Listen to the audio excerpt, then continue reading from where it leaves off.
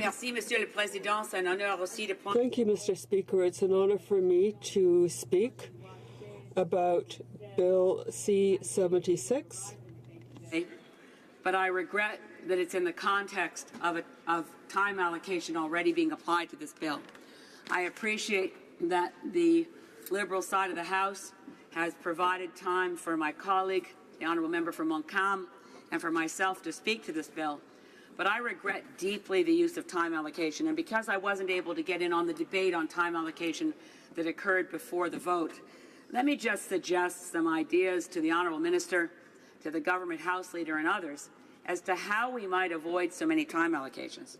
It's my belief that the ability of both or all three of the larger parties, but particularly the official opposition and the government party, to put forward as many speakers as are possible on any bill allows the House leaders, when they don't agree, and I think getting agreement is something that I'll leave to them. I'll just say that since it's a black box for those of us who aren't House leaders, I can only assume when we have a lot of time allocations that the coordination is not going well. And I don't blame any one party more than the others. I just say it's not a good thing for this place when we have time allocation, particularly on a bill that's important.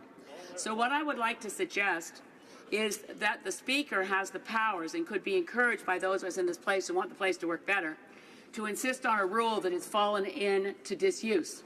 And that rule is you can't read a speech.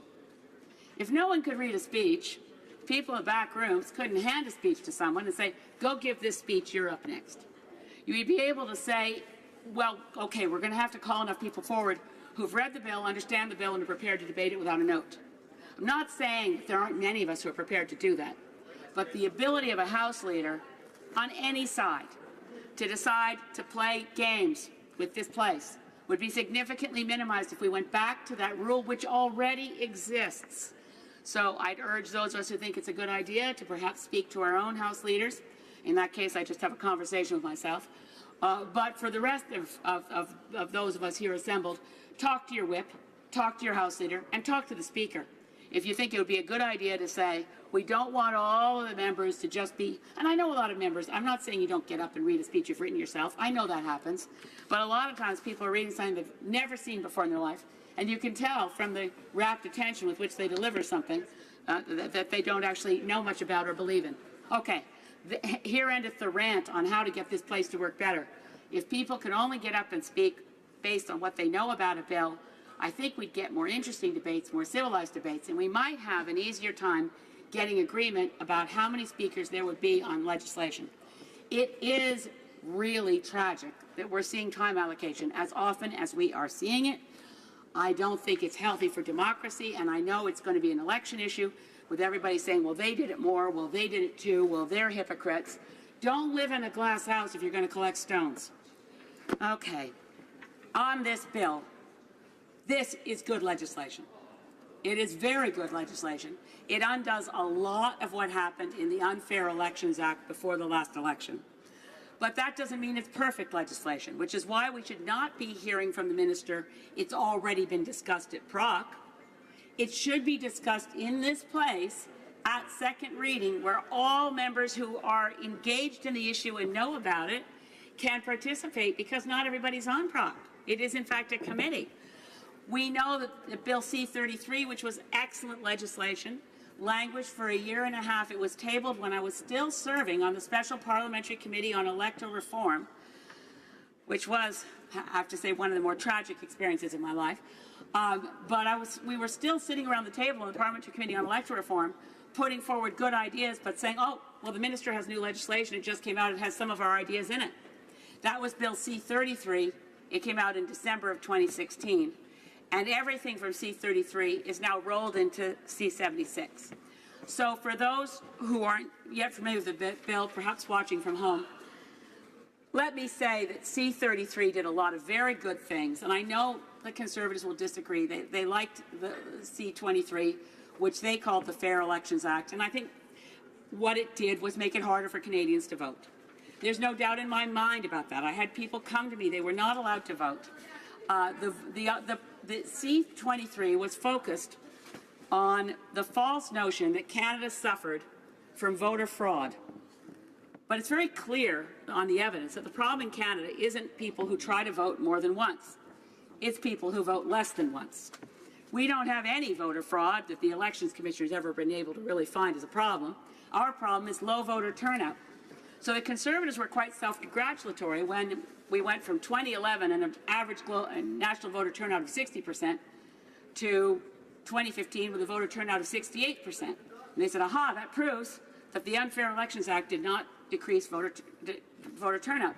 In fact, I think it masked what would have been a much bigger voter turnout.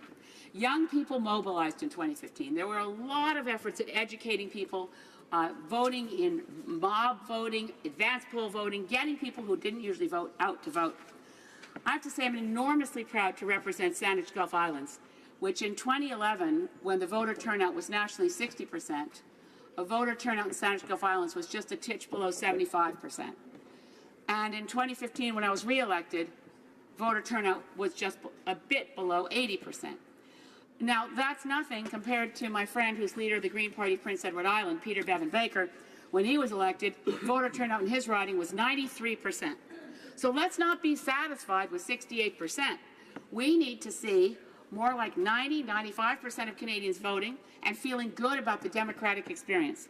I think getting back the voter registration card is important. Bringing back vouching is important. Bringing back the powers of the chief electoral officer to inform people, educate people, warn people when voter fraud is happening. Everything in C-33 that undid C-23 is to the good and should be passed quickly. As well, I really like the idea that the Elections Canada folks go into schools and register people 16 to 18 years old to register to vote, so when they get the right to vote, they know what they're doing, they know where to go, they've already registered to vote. That's all in what was former C-33. And it's all good stuff. I wish we'd already passed it. Now we're looking at new and additional changes, and I wish we'd seen more. Clearly, if we're going to protect the privacy of Canadians, it's long past time that political parties were exempted from the Privacy Act. I have never heard a single good reason why we're in a special category of political parties that Canadians' data are safe with us. Clearly, it's not safe with us. We get hacked. We hire companies we don't have any idea that they're going to be doing stuff like some of the ones Cambridge Analytica or some of those ones that mine data and use it for other things. We are not in a position where we can say it's good enough to have a voluntary code of privacy practice for every political party that we are required by law to show Elections Canada and have posted publicly. By the way, I don't think Trust Us works terribly well for political parties. I think it's tragic that one of the best pieces of legislation from the 41st Parliament to bring about reform in this place, to reduce the power of political party leaders over their MPs, the Reform Act that came out under the name of the member for Wellington Halton Hills, that required a change in the Parliament of Canada Act. It was executed. Section 49 is new, and it required of parties immediately after the election to have a discussion in caucus and a vote and decide what the powers of the leader would be. Did the power of the leader, for instance, include throwing someone out of caucus? I'm reliably informed that even though that is the law of the day, 2 out of 3 parties in this place that are recognized parties skipped that step and didn't think it was important to follow the Parliament of Canada Act, Section 49. I'm deeply dismayed that that took place, and I think every MP in this place should ask of their party leadership, did we do that? Have we filed the letter with the Speaker? Let me see the letter we filed with the Speaker to comply with Section 49 of the Parliament of Canada Act. On to the other things in C-76. I hope the government will be open to amendments, because as I said, this is good legislation. And it does take on things like pre-writ spending.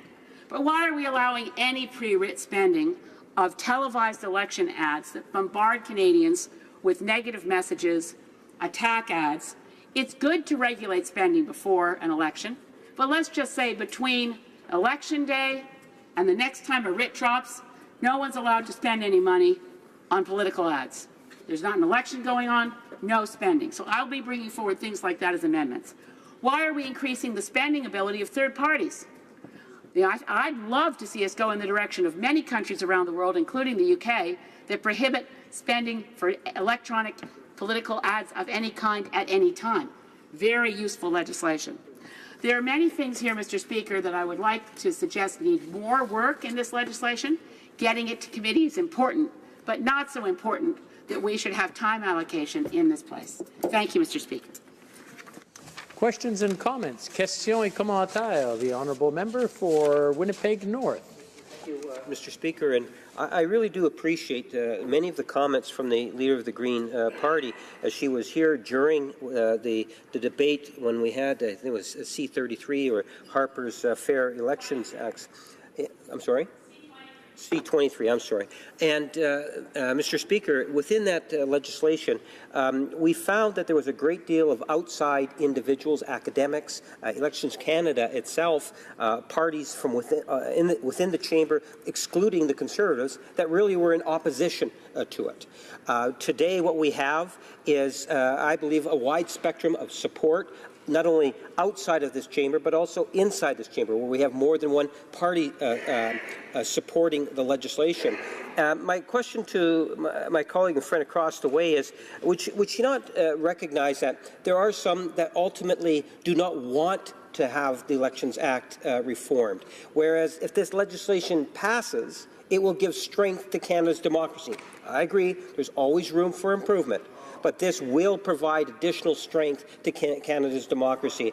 And would you not agree that at times you have to look at ways in which you can get things through, because there are parties that do not and will put up whatever they can to prevent its passage? Member for Saanich Gulf Islands. I thank my colleague and friend from Winnipeg North. The problem that government has in making the case that we should have time allocation now and a limit on debate is the massive amount of time that's gone by when C-33 didn't come to second reading. There was lots of time to get C-33 through, no matter how many speakers one party or another put up. C-76, bringing in C-33 and additional measures, requires more study. I completely agree. I'm not going to take a single point away from the fact that most of what is in this legislation was already recommended by Elections Canada. Most of what's here improves the health of our democracy, I have no doubt. But it is fundamental legislation. It takes a while to get back to the Elections Act. We should have full time for debate at second reading. I will admit this, and it's a nonpartisan thing to say. It's much more egregious to have time allocation on what was brought through in the 41st Parliament, which made it harder for people to vote, and do that with time allocation, than to now try to reverse that. But to do it with time allocation, to say, well, we're not as bad as the other guys because our legislation is better, there's still a fundamental issue of respect for Parliament, respect for this place, and allowing Parliament to have full debate at second reading, full discussion in committees, and adequate time to go through debate at clause by clause, and adequate time at report stage and third reading. And the delay on the government side to bring the legislation forward doesn't make a good excuse. Questions and comments. The honourable member for St. Albert, Edmonton. Thank you, Mr. Speaker, and I thank the member for Saanich Gulf Islands. The member touched upon third parties, and during the last election we saw large amounts of foreign money that went to registered third parties who in turn used those monies or mixed those monies into their general funds to use for all manner of political activities. One of the reasons they were able to do that is because of loopholes in the Canada Elections Act.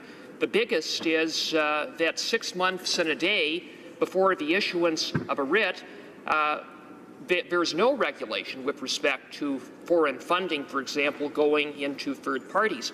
This bill doesn't fix that loophole. It, in fact, just moves the date closer to the election date in which there is absolutely no regulation of third parties with respect to their financing. I was wondering if the honourable member could comment on that. Honourable member for Saanich Gulf Island in 60 seconds or less, please. I certainly find it offensive that any foreign money goes into any third party. Clearly, no foreign money is allowed to be accepted by any political party. That's one of the strengths of our democracy, I have to say, is the strong legislation brought in under the former Prime Minister, the Right Honourable Jean Chrétien, to get money, big money, corporate money, union money, out of federal politics. I think we need to watch for any opportunity where those principles are perverted. Frankly, we should bring back the per vote support so that voters can choose when they vote, a small way to create public funding for parties to reduce the pressure for fundraising, which I do think can lead to a lot of ethical issues, as we've debated in this place frequently. But I'm certainly grateful to my friend for raising it. We need to make sure that, frankly, I would prefer that the election spending was reduced to the maximum, that public service broadcasts replaced paid political ads as much as possible, both to turn down the temperature and turn up the volume on information, issues, and really understand what a candidate, not just their political party brand, what a candidate is standing before a voter. That is a job interview. That person wants to go work for that constituency. And we need to go back to times when party leaders didn't tell MPs what to do, and where candidates could stand on their own merit and ask voters to please trust me with your vote.